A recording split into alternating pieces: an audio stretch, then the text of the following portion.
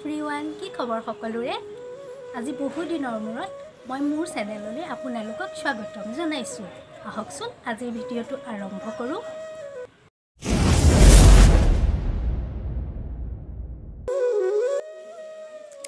আজি আহিছো মই তেজপুৰৰ এক ঐতিহাসিক মন্দিৰলৈ এই মন্দিৰক ভৈৰৱী মন্দিৰ বুলি জনা যায়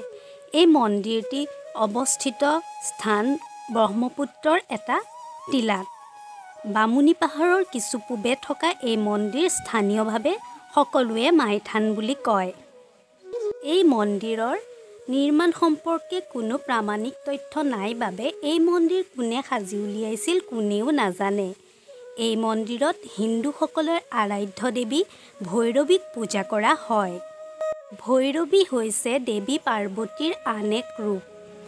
এই ভৈৰৱী দেৱীৰ নামতেই স্থাপন কৰা হৈছিল ভৈৰৱী মন্দিৰ কৃষ্ণমুনিৰ তুলনীয়া কন্যা কন্যকাই পাটগাভৰু হৈ শিৱৰ প্ৰেমত পৰি শিৱক পতিৰূপে পাবলৈ পাৰ্বতীৰ কথামতে চকুলিৰে লুটক বোৱাই দেৱীৰ চৰণ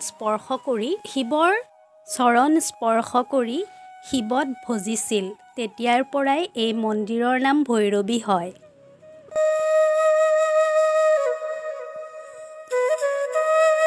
পৌৰাণিক আখ্যান মতে এই মন্দিৰত বানৰজাৰ জীয়ৰী উষাই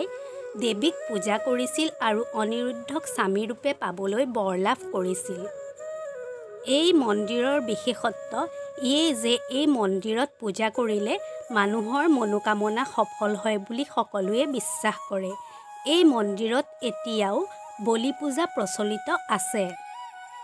এই মন্দিৰত পূজা কৰিলে মানুহে দান দক্ষিণা আগবঢ়ায় আৰু ফলত মানুহৰ মনোকামনা পূৰ্ণ হয় বুলি সকলোৱে বিশ্বাস কৰে